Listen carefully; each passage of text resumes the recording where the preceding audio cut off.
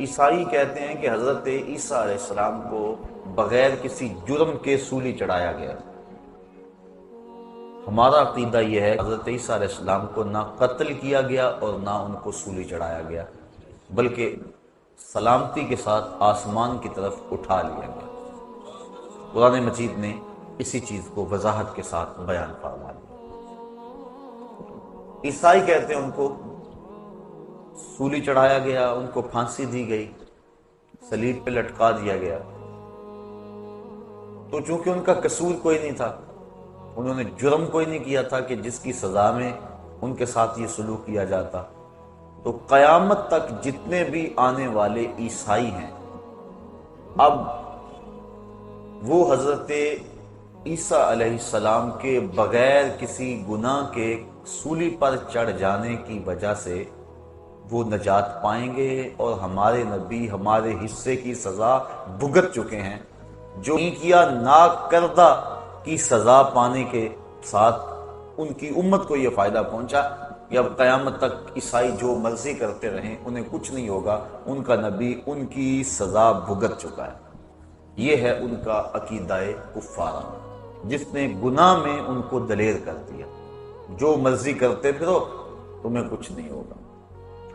یہودیوں نے کہا کہ ہم نہیں جائیں گے، جہنم میں جائیں گے نہیں، اور اگر گئے بھی تو چند دن جائیں گے۔ اللہ تعالیٰ نے تردید فرمائی قرآن مجید کے اندر، ارشاد فرمایا کہ اگر تمہیں اس بات کا یقین ہے تو پھر مرنے کی آرزو کرو، اور ساتھ ہی فرمایا وَلَن يَتَمَنَّوْهُ أَبَدًا، یہ کبھی بھی مرنے کی آرزو نہیں کر سکتے۔ کیوں نہیں کر سکتے؟ کہ انہوں نے جو آگے بھیجا ہے انہیں پتا ہے کہ ہم نے کیا کرتوتیں کی ہوئی ہیں۔ تو یہ اپنے نفس کو تسلی دینے کے لیے، خود فریبی کے لیے انہوں نے عقیدہ گھڑ لیا کہ ہم چونکہ اولاد انبیاء ہیں لہذا میں کچھ نہیں ہوتا، اور انہوں نے عقیدہ کفارہ گھڑ لیا، لہذا ان کا عقیدہ آخرت کا ناقص ہے، اور ان کا عقیدہ یہود کا وہ بھی آخرت کا ناقص ہے۔ اسلام نے جو عقیدہ دیا وہ صحیح ستھرا اور پاکیزہ عقیدہ دیا کہ جو تم کر رہے ہو لکھا جا رہا ہے، اللہ کے علم میں ہے، کرامن کاتبین الگ لکھ رہے ہیں، تمہارے اعضاء الگ گواہی دیں گے، اور ایک ایک چیز تمہارے سامنے اس دن آ جائے گی۔ بلکہ بندہ جب اپنی معمولی سے معمولی خطا کو بھی دیکھے گا لکھا ہوا تو کہے گا ما لہذا الکتاب لا یغادر صغیرۃ ولا کبیرۃ الا احصاها، اس کتاب کو کیا ہو گیا، اس نے چھوٹی بڑی کوئی بات نہیں چھوڑی، سب کچھ لکھ دیا۔ تو ایک ایک چیز لکھی جا رہی ہے، قیامت کے دن ہر شے تشت از بام ہو جائے گی۔ یوم تبلی السرائر فما لہ من قوۃ ولا ناصر، اس دن سارے راز کھول دیے جائیں گے، ہر شے سامنے آ جائے گی۔ تو اللہ تعالیٰ اگر چاہے گا تو اپنے کرم سے کسی کو معاف کر دے گا، لیکن اگر وہ سزا دینا چاہے تو کوئی شخص دم نہیں مار سکتا۔ اس لیے اس دنیا کے اوپر انسان سے گناہ سرزد ہو جائیں تو وہ توبہ کرے، توبہ سے گناہ ختم ہو جاتے ہیں، مٹ جاتے ہیں، بلکہ گناہ نیکیوں میں بدل جاتے ہیں۔ اور اگر وہ توبہ کے بعد اس دنیا سے چلا گیا، اس کے نامہ اعمال کے اندر وہ گناہ موجود رہے، تو پھر اس کو اس کی سزا بھگتنا ہوگی۔ اللہ اپنی مرضی سے چاہے تو فرما لے۔ جو حقوق العباد ہیں، بندوں کے جو حق ہیں، وہ قیامت کے دن بھی معاف نہیں ہوں گے، انہیں اللہ تعالیٰ جل شانہ صاحبان حق کے سپرد کرے گا۔ اور اگر کسی نے کسی کے 2 پیسے بھی دبا لیے ہوئے ظلمن، تو 700 با جماعت نماز اس کے بدلے میں لے لی جائے گی۔ تو ہم دیکھیں کہ ہم کیا کر رہے ہیں اور کس جگہ پہ کھڑے ہیں، اور اپنا کیا دھرا کیسے برباد کر رہے ہیں۔ تو عقیدہ آخرت جو اسلام نے دیا ہے اس سے بچنے کی امید بھی ہے، پکڑے جانے کا اندیشہ بھی ہے، لہٰذا بندہ اپنا احتساب رکھے اور قدم پھونک پھونک کے رکھے اور اپنے معاملات کو صاف رکھے۔ ہمارے بنیادی عقائد جو ہیں وہ 3 ہیں: عقیدہ توحید، عقیدہ رسالت اور عقیدہ آخرت۔ عقیدہ توحید اللہ تعالیٰ جل شانہ کو واحد احد صمد بے نیاز یکتا ذات میں صفات میں ماننا. عقیدہ رسالت کا اقرار اور اللہ تعالیٰ کی طرف سے جو خلق خدا کی رہائی کا نظام ہے اس کو تسلیم کرنا. تیسرا عقیدہ آخر جس کی وضاحت آپ کے سامنے پیش کی گئی. یہ جو کفار مکہ تھے یہ توحید کا انکار نہیں کرتے تھے، بتوں کو شامل کرتے تھے ساتھ، یعنی وجود باری کا انکار نہیں کرتے تھے، اللہ تعالیٰ کے وجود کا ایمان رکھتے تھے لیکن بتوں کو بھی ساتھ شریک مانتے تھے، لہٰذا ان کے عقیدے میں خرابی آئی. رسالت کا بھی انکار نہیں کرتے تھے، رسالت کا حضور کے ساتھ جو انتصاب ہے اس کا انکار کرتے تھے، یعنی یہ اس بات کا انکار نہیں کرتے تھے کہ کوئی رسول ہوتا نہیں، وہ کہتے رسول ہوتے ہیں، لیکن حضور کے بارے میں کہتے تھے لستا مرسلا، کہ آپ رسول نہیں ہیں، یعنی رسالت کا انکار حضور کی ذات سے کرتے تھے، نفس رسالت کے منکر نہیں تھے. لیکن تیسرا عقیدہ جو ہمارا اسلام کا بنیادی ہے عقیدہ توحید، اس کا وہ ڈٹ کے انکار کرتے تھے. وہ کہتے تھے یہ بات سمجھ سے باہر ہے کہ جب ہم مر جائیں گے ہماری ہڈیاں جو ہے وہ خاک میں مل جائیں گی تو دوبارہ کیسے ہمیں زندہ کیا جائے گا. اس بات کا وہ ڈٹ کے انکار کرتے تھے. جتنی بھی مکی آیات ہیں آپ پڑھ لیں اس میں عقیدہ آخرت کا اس بات زوردار انداز میں کیا گیا. عموماً مکی آیات کے اندر چونکہ کفار آخرت کے عقیدے کا ڈٹ کے انکار کرتے تھے اور وہ کہتے تھے کہ یہ سمجھ سے باہر ہے. سورہ یاسین کے اندر اللہ تعالیٰ جل شانہ نے ان کے اس اعتراض کو بیان فرمایا. ارشاد ہوا وَضَرَبَ لَنَا مَثَلًا وَنَسِیَ خَلْقَهُ، اس کی مثال کے جو اپنی خلقت کو تخلیق کو بھول گیا. کیا کہتا ہے؟ قَالَ مَنْ يُحْيِي الْعِظَامَ وَهِيَ رَمِيمٌ، کہتا ہے ان ہڈیوں کو کون اٹھائے گا جبکہ یہ بوسیدہ ہو جائیں گی، جب خاک میں مل جائیں گی، گودے ختم ہو جائیں گے، ہڈیوں میں مٹی بھر جائے گی، تو ان ہڈیوں کو جوڑ کر دوبارہ انسان کیسے بنے گا؟ یہ وہ اعتراض کرتا ہے. قل قَالَ مَنْ يُحْيِي الْعِظَامَ وَهِيَ رَمِيمٌ، کہ کون ان ہڈیوں کو جوڑے گا جبکہ یہ بالکل بوسیدہ ہو جائیں گی.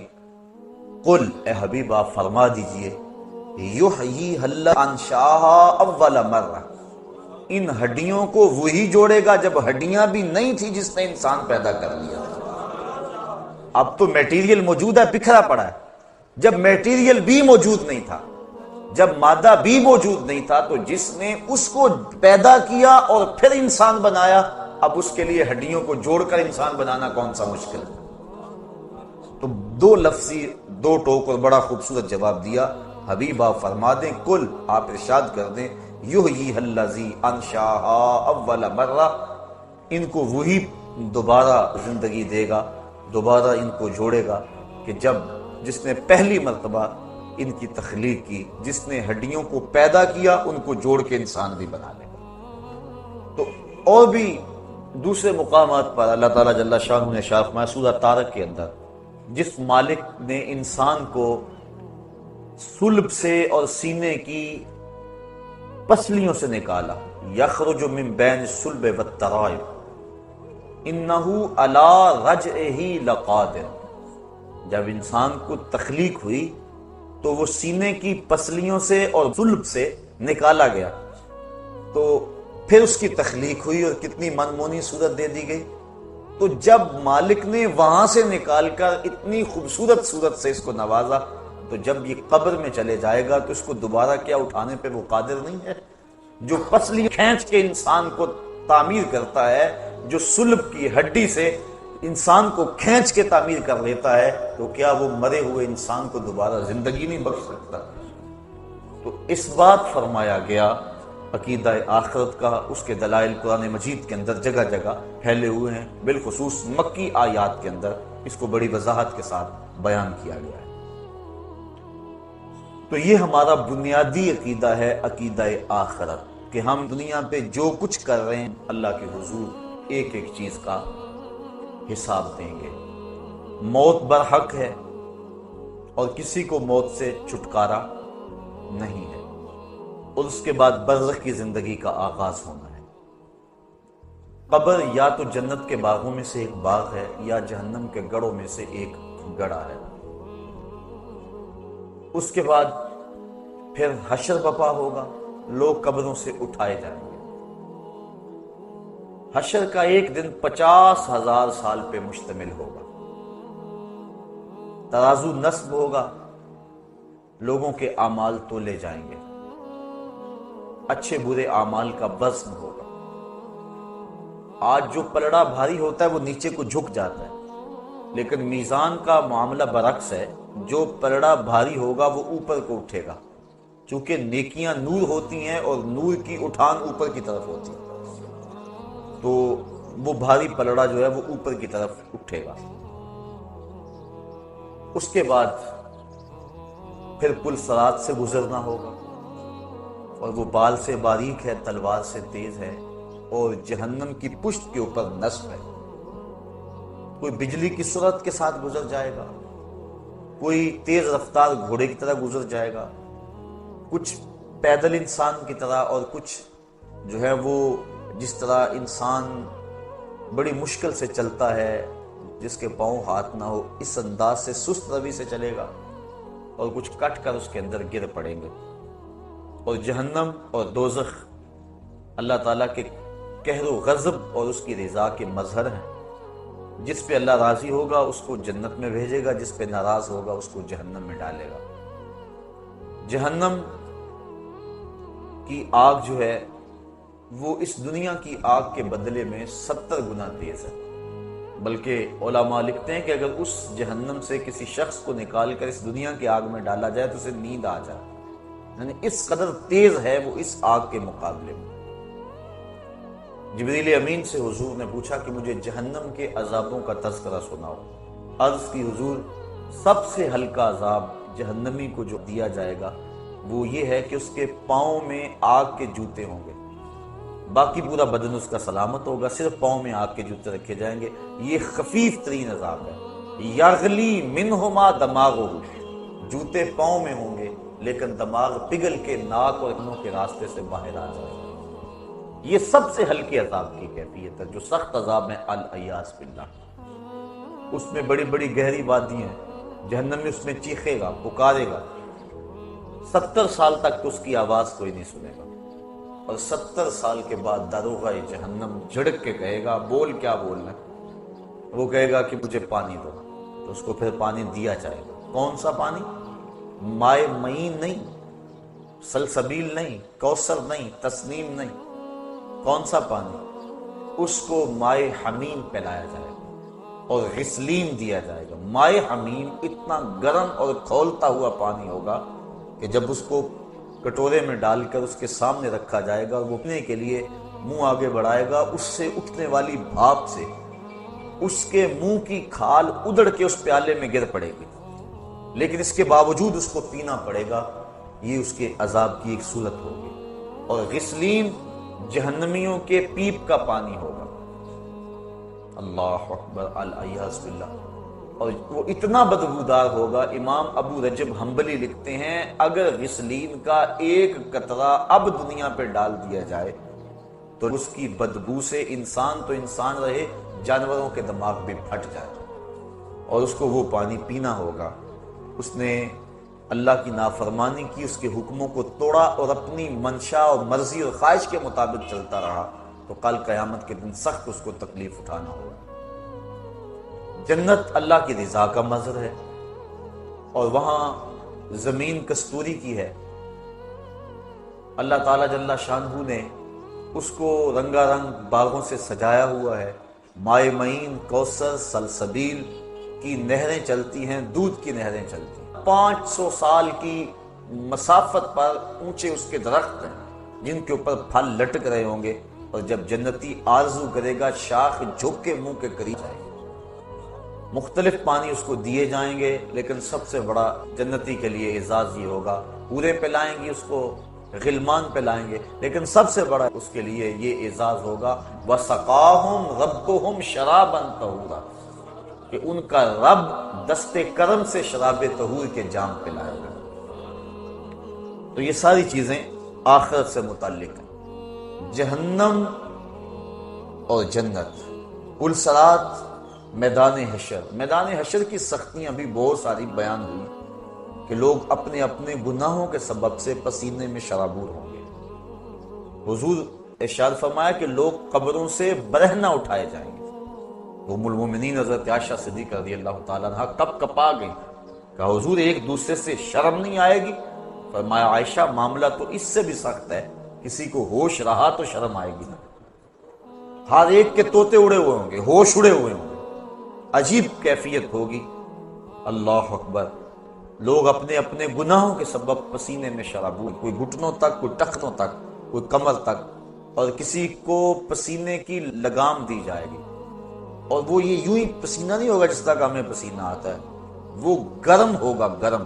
اگر اس کا ایک قطرہ احد پہاڑ پہ رکھا جائے تو وہ پگھل جائے، اور اس پسینے کا ایک قطرہ اگر دنیا پہ ڈال دیا جائے بدبو سے دماغ پھٹ جائے۔ اس پسینے سے اپنے اپنے گناہوں کے سبب سے لوگ شرابور ہوں گے، لیکن کچھ لوگ ایسے ہوں گے تو اللہ کی رحمت کے سائے ملیں گے۔ وہ بخاری شریف کی روایت، حضور نے ارشاد فرمایا سبعۃ یظلھم اللہ تعالی فی ظلہ یوم لا ظل الا ظلہ، امام عادل وشاب نشأ فی عبادت اللہ۔ 7 اشخاص ایسے ہیں کہ قیامت کے دن جب کوئی سایہ نہیں ہوگا، اللہ انہیں اپنی رحمت کے سائے میں رکھے گا۔ وہ 7 اشخاص کون ہیں؟ امام عادل، عادل حکمران۔ دوسرا وشاب نشأ فی عبادت اللہ، وہ جوان جس کی جوانی اللہ کی عبادت میں گزری۔ آج ہم سمجھتے یہ جوانی ہے، اس کو منشا اور مرضی کے مطابق گزارنا چاہیے۔ ابھی تو یہ جوانی کی بہاریں ہیں، ترنگ ہے، تو ابھی تو پورا نفع حاصل کرنا چاہیے جوانی سے۔ ابھی سے جا کے مسجد میں بیٹھ جائیں، اللہ اللہ کرنے لگ جائیں، فقیروں کی صحبت میں بیٹھیں، علماء کی مجلس اختیار کریں، اچھی محافل میں پہنچیں۔ یہ تو نہیں نا عمر بھائی، وہ تو عمر آئے گی تو دیکھیں گے۔ یہ تو جوانی ہے، اور جوانی مستانی ہوتی ہے، اس کو چوکوں میں، گلیوں میں، بازاروں میں، سینما گھروں میں، کلبوں میں، ہوٹلوں میں گزارو، زندگی کے عیش اور زندگی کی لذتیں حاصل کر لو۔ لیکن ہی جوانوں، جوانی وہی ہے جو اللہ کی یاد میں گزر جائے۔ در جوانی توبہ کردن شیوائے پیغمبری، وقت پیری گرگ ظالم می شود پرہیزگار۔ اللہ کے محبوب علیہ السلام نے ارشاد فرمایا انا حبیب اللہ الشاب التائب حبیب اللہ، لوگوں میں اللہ کا حبیب ہوں، اور جوان جوانی میں توبہ کر لے وہ بھی اللہ کا حبیب ہے۔ ذرا دیکھیے تو صحیح، کتنی بڑی بات ہے کہ نوجوان اللہ کا حبیب اور محبوب کہلاتا ہے، جو جوانی کی خواہشات کو کچل کر اللہ کی رضا کے لیے جیتا ہے، اللہ کی رضا کے لیے شب و روز گزارتا ہے۔ آقا کریم فرمایا وشاب نشأ فی عبادت اللہ، وہ جوان جس کی جوانی اللہ کی عبادت میں گزری، کل قیامت کے دن جب کوئی سایہ نہیں ہوگا، اس کو اللہ کی رحمت کے سائے نصیب ہوں گے، عرش الہی کے ٹھنڈے سائے تلے، اور جو اس سائے تلے ہوگا اس کو نہ پیاس ہوگی، نہ بھوک ہوگی، نہ رسوائی ہوگی، اور اس کو جام کوثر دیا جائے گا، اور جس کو جام کوثر مل گیا، ایک گھونٹ بھی اگر اس کا پی لیا تو 50,000 سال کے دن میں ایک لمحہ بھی اس کو پیاس نہیں لگے گی۔ یہ زندگی جس پہ بھروسہ کرتے ہیں، اس کی اوقات اور حیثیت کیا ہے؟ ہم پتہ نہیں کیوں غافل ہو گئے، ہم نے کبھی اس پہ سوچا ہی نہیں ہے کہ ہم تھوڑے سے عرصے کو خوبصورت بنانے کے لیے، رنگین بنانے کے لیے، پر آسائش بنانے کے لیے اس زندگی کو برباد اور تباہ کر لیتے ہیں جو ابدی اور سرمدی اور نہ ختم ہونے والی۔ آپ ذرا اندازہ کیجئے ہماری ساری زندگی کتنی ہے؟ 50 سال، 45 سال ایوریج نکالیے ماہرین نے، بر صغیر کے لوگوں کی زندگی، چلو 50 سال لگا لو، 60 سال لگا لو، 70 سال لگا لو، یہ کل زندگی ہے نا، اگر تبھی زندگی پائیں تو اتنی زندگی 70 سال لگا لو، چلو 80 سال لگا لو، لیکن آخرت کا ایک دن، صرف ایک دن 50,000 سال کا۔ تو ذرا تصور تو کریں، ذرا کیلکولیٹر لے کے کسی دن حساب تو کرنا کہ یہ ساری زندگی ایک طرف اور 50,000 سال کا ایک دن ایک طرف، تو جو اس دنیا کو سنوار کے اس دنیا کو برباد کر لیتا ہے، اس سے بڑا کوئی بے وقوف ہو سکتا ہے؟ اس سے یہ یقین ہے کہ آخرت آنی ہے، اور میں نے اللہ کے حضور پیش ہونا ہے، اور ایک ایک عمل کا حساب ہونا ہے۔ اس نے چاہا تو بخش دے گا، اور اگر ہمارے اعمال کی ہمیں سزا ملے تو کوئی روک نہیں سکتا، ہم کوئی ایسی بات نہیں کر سکتے۔ حضرت عمر فاروق رضی اللہ تعالیٰ عنہ فرماتے ہیں کہ میں اس سے اتنا ڈرتا ہوں کہ اگر مجھے پتا چلے کہ ساری دنیا جنت میں جائے گی، صرف ایک بندہ جہنم میں جائے گا، تو میں ڈرتا ہوں کہ کہیں وہ ایک میں نہ بن جاؤں۔ اور اگر مجھے یہ خبر ہو کہ سارے لوگ جہنم میں جائیں گے تو ایک بندہ جنت میں جائے گا، تو میں اللہ کی رحمت سے امید رکھتا ہوں کہ وہ ایک کبھی میں ہو جاؤں۔ میں اس کی رحمت سے یہ توقع اور امید رکھتا ہوں۔ تو یہ بات ذہن نشین رہے کہ بڑے بڑے لوگ جن کی زندگی تقوی طہارت سے عبادت تھی، وہ اپنی زندگی کتنی احتیاط سے گزارتے تھے، لیکن اس کے باوجود خشیت الہی کے جذبے کتنے تھے۔ ہم بھول گئے کہ مالک کی حضور پیش ہونا ہے۔ اور یہ بات پکی ہے، اگر آنکھیں بند کر لیں اور دنیا کی مستی میں کھو جائیں اور پرواہ نہ کریں، یہ الگ بات ہے، لیکن اس کا یہ مطلب نہیں ہے کہ وہ مرحلہ آنے والا نہیں ہے۔ بلی کو دیکھ کر کبوتر نہ آنکھیں بند کر لیتا ہے، اس کی فطرت ہے، اور وہ یہ سمجھتا ہے کہ میں بلی کی نظروں سے اوجھل ہو گیا، لیکن 2 لمحوں کے بعد جب بلی کے خونی پنجے اس کے سینے کو چیر رہے ہوتے ہیں، پھر اسے پتا چلتا ہے کہ میرا آنکھیں بند کر دینا، چشم پوشی کرنا مجھے بلی کے قہر و غضب سے بچا نہیں سکا۔ اسی طرح اگر ہم چند لمحوں کے لیے اپنی دنیا میں مگن ہو جائے، اپنے جہان میں لگ جائیں اور چشم پوشی کر لیں آخرت سے، تو کیا ہمارا آخرت سے، قبر سے، حشر سے، موت سے اور آنے والے جتنے بھی مراحل ہیں ان سے چشم پوشی کر لینا کیا ان معاملات کو ہمارے سے دور کر دے گا؟ وہ تو بدستور اپنی جگہ پہ کھڑے ہیں اور ہم لمحہ لمحہ موت کے قریب ہو رہے ہیں، اور کوئی پتہ نہیں کس وقت پیغام میں اجل آ جائے۔ موم کو آپ رکھ دیں دھوپ میں تو کتنی دیر تک اپنا وجود برقرار رکھ پائے گی؟ برف قطرہ قطرہ پگھل پگھل کے پگھل جائے گی۔ جب گنتی الٹی شروع ہو جائے تو پھر کام جلدی 0 تک پہنچ جاتا ہے۔ یہ سانسوں کی گنتی الٹی شروع ہے، زندگی کی برف پگھل رہی ہے۔ ہم سمجھتے ہیں ہم بڑے ہو رہے ہیں، لیکن ہم چھوٹے ہو رہے ہیں۔ ایک ایک لمحہ ہمارا ایک ایک قدم اٹھنے والا موت کے قریب ہو رہا ہے، اور موت کے قریب ہم پہنچ رہے ہیں، لیکن اس کے باوجود کتنی دیدہ دلیری ہے کہ ہم اس کی تیاری نہیں کرتے۔ وہ شخص کتنا غافل ہے جسے یہ یقین ہے کہ موت آنی ہے اور میں نے اللہ کے حضور پیش ہونا ہے اور میرے ایک ایک عمل کا حساب ہونا ہے، اور پھر وہ پریشان نہیں ہوتا اور اچھے اعمال کی کوشش نہیں کرتا۔ تو آخرت کا عقیدہ ہمیں، جو مسلمانوں کو عقیدہ آخرت دیا گیا ہے، یہ عقیدہ انسان کی زندگی میں عمل کی بہار لاتا ہے، رونق لاتا ہے عمل کی، کہ چلے گئے دوسرے، میں نے بھی چلے جانا ہے اور وہاں ایک ایک ذرے کا حساب لیا جانا ہے۔ ثم لتسألن یومئذ عن النعیم، اس دن ایک ایک نعمت کے بارے میں پوچھا جائے گا۔ آج مجھے بھی موقع ہے، آج آپ کو بھی موقع ہے۔ آج زندگی کی ڈوری لٹکی ہوئی ہے، سانس چل رہی ہے۔ آج اگر توبہ کریں تو توبہ کا دروازہ کھلا ہوا ہے۔ آج اگر ہاتھ پھیلائیں تو مالک قریب ہو کے بند رہا۔ ابھی مغرب سے سورج طلوع نہیں ہوا، ابھی باب توبہ واہ ہے، کھلا ہوا ہے، ہماری زندگی، صحت، سب کچھ موجود ہے۔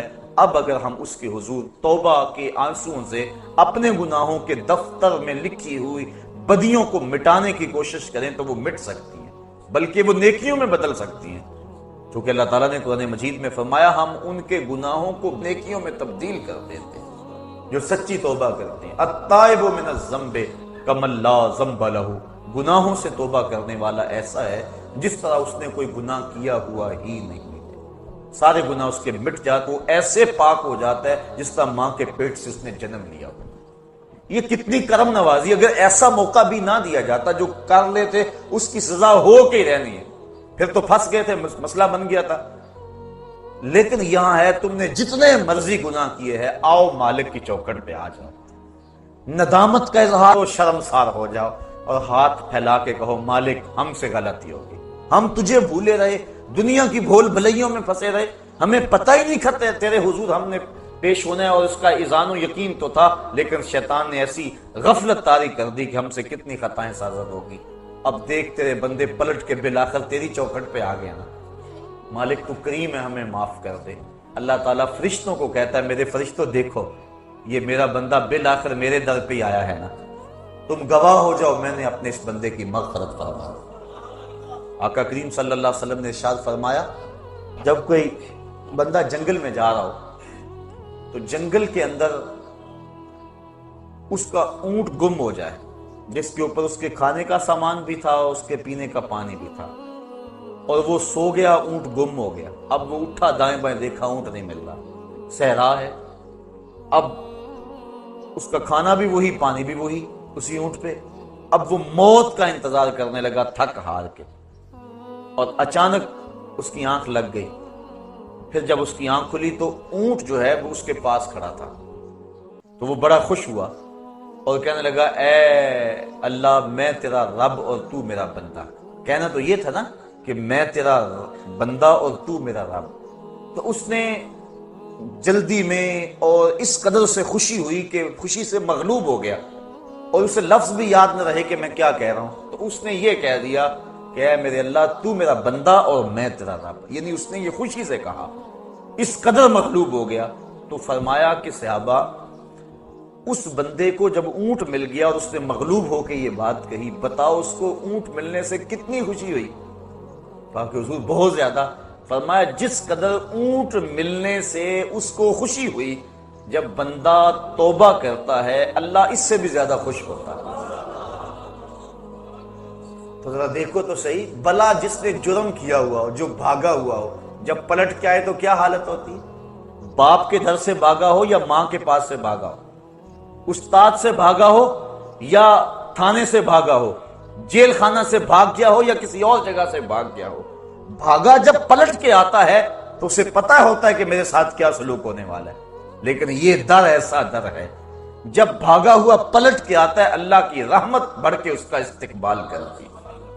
میرے بندے تو واپس آ گیا ہے، تو اللہ تعالیٰ جل شانہ کی رحمتیں بڑھ کر اپنے اس بندے کا استقبال کرتی ہیں۔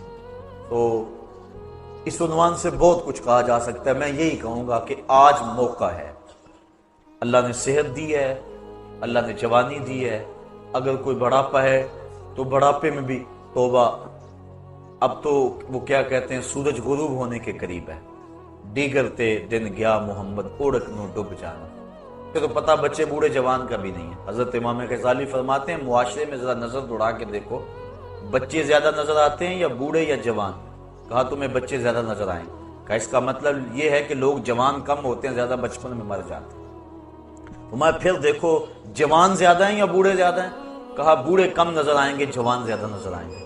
کہا اس کا مطلب یہ ہے کہ لوگ بڑھاپے تک کم پہنچتے ہیں، زیادہ لوگ جوانی میں موت کے منہ میں چلے جاتے ہیں۔ اور اگر کسی کو اللہ نے یہ مہلت دے دی کہ وہ بوڑھا ہو گیا تو پھر اس کو اب بڑھاپے میں بھی اپنے رب سے دور نہیں رہنا چاہیے، اور جوان کو جوانی کے لمحوں کو غنیمت سمجھنا چاہیے، اور اپنے رب کی حضور رجوع لانا چاہیے، اپنے گناہوں سے توبہ کرنا چاہیے، آخرت کا عقیدہ مضبوط سے مضبوط تر ہو، اور اسے یقین ہو کہ میں نے اللہ کے حضور پیش ہونا ہے، اور یہ عقیدہ اور یہ اذعان و یقین اس کو آخرت کی سختیوں سے بچا سکتا ہے، اس کی زندگی میں انقلاب لا سکتا ہے۔ میں اور آپ تیزی کے ساتھ موت کی طرف بڑھ رہے ہیں۔ پوچھا گیا نا زندگی اور موت کے بارے میں کیا خیال ہے؟ عرض کی فجر کی نماز پڑھی ہے، پتہ نہیں ظہر پڑھیں گے یا کہ نہیں۔ کہا اتنی لمبی امیدیں لگائے بیٹھے ہو، کہا ظہر پڑھی ہے، پتہ نہیں عصر پڑھیں گے یا کہ نہیں۔ کہا طول عمل کی بات کہی، کہا عصر پڑھی ہے، پتہ نہیں مغرب پڑھ سکیں گے یا کہ نہیں۔ ایک نے بولا ایک رکعت پڑھی ہے، پتہ نہیں دوسری رکعتیں بھی پڑھیں گے کہ نہیں۔ فرمایا یہ سب کچھ تم کہتے ہو، میں تو یوں کہتا ہوں ایک طرف سلام پھیرا ہے، پتہ نہیں دوسری طرف سلام بھی پھیر سکیں گے یا کہ نہیں۔ اور آپ دیکھتے ہیں کہ اچانک ایک بندہ موت کے منہ میں چلا جاتا ہے، ہم سمجھتے ہیں یار یہی تو بھی تھا تھوڑی دیر قبل، لیکن اچانک موت دبوچ لیتی ہے۔ تو قبل اس سے کہ وہ وقت آن پہنچے اور کوئی حجت باقی نہ رہے، مجھے اور آپ کو اپنے اعمال کی اصلاح کر لینی چاہیے۔ اللہ تعالیٰ نے موقع دیا، بار بار توبہ کا موقع دیا، اور اس انداز سے پچھلی امتوں کو سہولت نہیں تھی جس انداز سے امت مصطفیٰ کو عطا کی گئی۔ اور پھر دوسری بات یہ ہے کہ تھوڑا بھی عمل کرو گے، اس امت کو یہ اعزاز بخشا گیا ہے، تھوڑے عمل پہ بڑا اجر و ثواب رکھا گیا۔ آقا کریم فرمایا ایک بندہ فجر سے ظہر تک کام کرتا ہے، اس کو ایک درہم ملتا ہے۔ ایک ظہر سے عصر تک کام کرتا ہے، وقت تھوڑا، اس کو آدھا درہم ملنا چاہیے، لیکن اس کو بھی ایک درہم ملتا ہے۔ اور ایک بندہ عصر سے مغرب تک کے وقت میں کام کرتا ہے، اس کا وقت اس سے بھی تھوڑا، لیکن اس کو 2 درہم ملتے ہیں۔ فرمایا پہلی مثال یہود کی ہے، دوسری مثال نصارہ کی ہے، اور تیسری مثال میری امت کی ہے۔ تو کیسی لوٹ سے لگی ہوئی ہے، اور ہم کتنے محروم ہیں۔ ہم ان چیزوں کے پیچھے بھاگ رہے ہیں جو ہمارے لیے پیدا کی گئی تھی، جو ہماری خدمت کے لیے پیدا کی گئی تھی، اور جن کی تخلیق کا مقصد ہماری ضرورت کی کفالت کرنا تھا، اور ہم ان کے پیچھے بھاگ رہے ہیں۔ بچہ جب شکم مادر میں 120 دن کا ہے، فرشتہ آ کے اس کا رزق لکھ جاتا ہے، تو جو لکھا گیا اس سے زائد 1 پیسہ بھی نہیں ملے گا، اور جب لکھا گیا اس سے قبل نہیں ملے گا۔ تو ہمارا یہ کام نہیں تھا جو ہم کر رہے ہیں، ہمارا کام تھا اپنے رب کو راضی کرتے اور اس آخرت کے دن کے لیے تیاری کرتے۔ ویسے ڈر تو رہتا ہے ہر شخص کو موت کا، امام غزالی فرماتے ہیں وہ بھی 3 طرح کا ڈر ہے۔ کچھ لوگ اس لیے ڈرتے ہیں کہ اگر میں مر گیا تو میری زندگی کی لذتیں چھن جائیں گی، اب تو میرا وقار ہے، مسند ہے، عہدہ ہے، شان و شوکت ہے، زندگی کی لذتیں ہیں، دوست احباب کا ماحول ہے، خوش گپیاں ہیں، اگر میں مر گیا تو یہ سب کچھ جاتا رہے گا، اس وجہ سے وہ موت سے ڈرتا ہے۔ یہ ڈر انسان کی زندگی میں عیش و عشرت کو بڑھا دیتا ہے۔ بابر بعیش کوش کے عالم دوبارہ نیست، بابر عیش کر لو کہ زندگی بار بار نہیں ملے گی۔ یہ ڈر مذموم ڈر ہے۔ کچھ لوگ موت سے اس لیے ڈرتے ہیں کہ اگر میں مر گیا تو میرے بوڑھے ماں کا کیا بنے گا، میں تو گھر کا واحد کفیل ہوں، اور میرے ماں باپ کو اگر میری وفات کی اچانک خبر پہنچ جائے، بڑھاپے میں اب وہ ہیں، انہوں نے پالا پوسا جوان کیا، اب میرے سے نفع حاصل کرنے کے دن ہیں ان کے، اگر میں مر گیا تو ان کے دل پہ کیا بیتے گی، میرے بچے یتیم ہو جائیں گے، در در کے دھکے ان کا مقدر ہوں گے، میری بیوی بیوہ ہو جائے گی۔ وہ اس خیال سے ڈرتا ہے میرے دوست کس صدمے میں 2-4 ہوں گے، وہ اس خیال سے تڑپ جاتا ہے، اور موت کا خوف اس کے دل میں آنا شروع ہو جاتا ہے، اور وہ رونے لگ جاتا ہے یا پریشان ہو جاتا ہے۔ یہ ڈر بھی انسان کی زندگی میں لالچ کو، ہوس کو بڑھا دیتا ہے۔ اکٹھے کر لو تاکہ بعد والے پریشان نہ ہو، جو کچھ آج کل ہے ہو رہا ہے۔ تیسرا ڈر امام غزالی فرماتے ہیں ایک مومن کا ڈر ہے، اور وہ سوچتا ہے اگر میں اچانک اب مر جاؤں تو میرے پلے کون سا نیک عمل ہے جو لے کر اللہ کے حضور پیش ہو سکوں گا، میرے پلے کمائی کون سی ہے۔ ماضی کو دیکھوں تو گناہوں سے لتھڑا پڑا، اعمال کا دفتر دیکھوں تو خالی، تو کون سی شے ہے میرے پلے، کس منہ سے جاؤں گا اپنے رب کے۔ ہاں، حضرت سری سختی ایک بزرگ ہیں، حضرت جنید بغدادی کے شیخ اور ماموں لگتے ہیں رشتے میں، فرماتے ہیں میں تو اس بات سے ڈرتا ہوں کہ اپنے رب کا سامنا کیسے کروں گا، اس نے مجھے کیا دیا اور میں نے کیا کیا اس کے لیے۔ اور حضرت اقبال، علامہ اقبال کہتے ہیں میں تو اس بات سے ڈرتا ہوں کہ میں رسول کریم کا سامنا کیسے کروں گا۔ اور اللہ کی بارگاہ میں عرض کرتے ہیں تو غنی از ہر دو عالم من فقیر، روز معاشر عذر ہائے من پذیر، گر تو می بینی حسابم ناگزیر، از نگاہ مصطفیٰ پنہا بگیر۔ اے اللہ میرا حساب نہ لینا، مجھے یوں ہی معاف کر دینا، اور اگر میرا حساب لینا ضروری ٹھہرا تو کم از کم حضور سامنے نہ لینا، مجھے حضور سے شرم آئے گی۔ تو دیکھیے یہ تھا خوف اور یہ تھی خشیت۔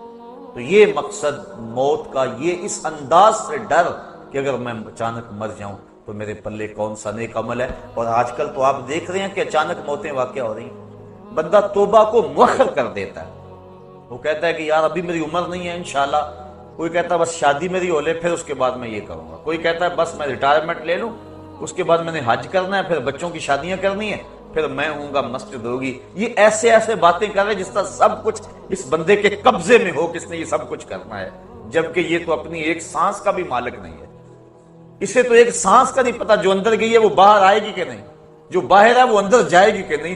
جس بندے کا اتنا اختیار بھی نہیں ہے اپنی سانس پہ، وہ کہہ رہا ہے کہ بس جی آپ کی بات سمجھ آ گئی، انشاءاللہ میں ریٹائرمنٹ لے لوں، پھر میں بچوں کی شادیاں کر لوں، پھر میں حج پہ جانا ہے، پھر آ کے انشاءاللہ میں ہوں گا، مسجد ہوگی اور سنگے درے محبوب ہوگا، پھر میں جو ہے انشاءاللہ دیکھنا کیسا میرا زندگی کا رنگ بدلتا ہے۔ یہ وہ شخص کہہ رہا ہے جس کے قبضے میں ایک سانس بھی نہیں ہے، ابھی میں جوان ہوں، بس تھوڑی عمر اور ہو جائے، بس آپ انتظار کر لیں۔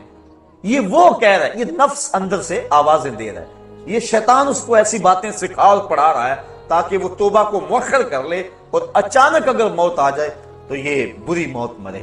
چونکہ اچانک موت سے تو حضور نے بھی پناہ مانگی نا، اللہم انی اعوذ بک من الموت الفجاء، اے اللہ اچانک موت سے میں تیری پناہ مانگتا ہوں۔ یعنی اچانک موت سے پناہ مانگی. آج کل تو کئی ڈھب ہیں اچانک موت کے، ایکسیڈنٹ ہو گیا، بم دھماکے ہو گئے، بیماریاں ایسی ہیں، اچانک بندہ اس دنیا سے چلا جاتا، اس کو توبہ کی توفیق ہی نہیں ملتی. تو انسان توبہ کو مستقبل پہ مؤخر کرے تو ایک تو اسے مستقبل کی خبر نہیں ہے، اور دوسرا اب وہ مؤخر کر رہا ہے جو حالت اس کے دل کی اب ہے، تو اس کے باوجود وہ مؤخر کر رہا ہے. تو جب 4 سال گزر جائیں گے دل اور سخت ہو جائے گا، تو کیا پھر اس کو ہو سکتا ہے خیال بھی نہ آئے کہ میں توبہ کر لوں. تو جو حالات اب ہیں وہ شاید اس وقت نہ ہو.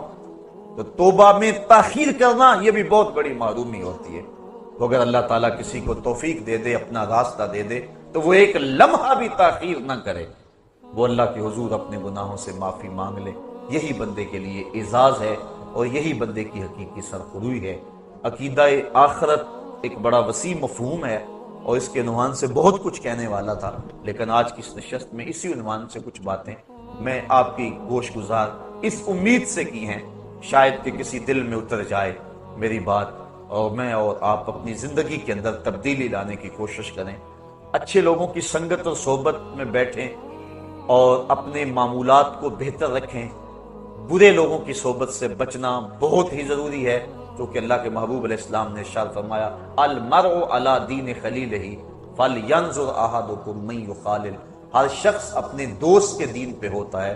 جب وہ کسی سے دوستی لگانے لگے تو وہ دیکھے کہ وہ کس سے دوستی لگا رہا ہے. اس لیے ہم نے کسی سے تعلق جوڑتے ہوئے پہلے دیکھنا ہے کہ اس کے معمولات کیا ہیں. اگر کوئی غافل ہے تو پھر نمازی کو بھی وہ غافل کر دے گا، اور اگر کسی نماز پڑھنے والے سے دوستی ہے تو پھر ایک دن وہ اس کو کھینچ کے مسجد کی طرف لے جائے گا. اس لیے میں اور آپ اپنی دوستیاں، اپنے دائیں بائیں کے ماحول، اچھے لوگوں کی سنگت اور صحبت اختیار کیا کرو، اور اچھی چیزیں سننے کو ملیں تو اس کے لیے وقت نکالا کرو. اللہ مجھے آپ کو توفیق عمل عطا کر دے، اور میری دل کی اتھاہ گہرائیوں سے آپ اگر میرے دل کو دیکھ سکے تو میرے دل کے اس وقت جذبات کیا ہیں. میرے دل کی اتھاہ گہرائیوں سے آپ سب کے لیے، اس مجلس میں موجود نوجوانوں کے لیے بالخصوص بے پناہ محبتوں کے جذبات ہیں، اور میرے دل کی آرزویں اور تمنا یہ ہے مالک ان سب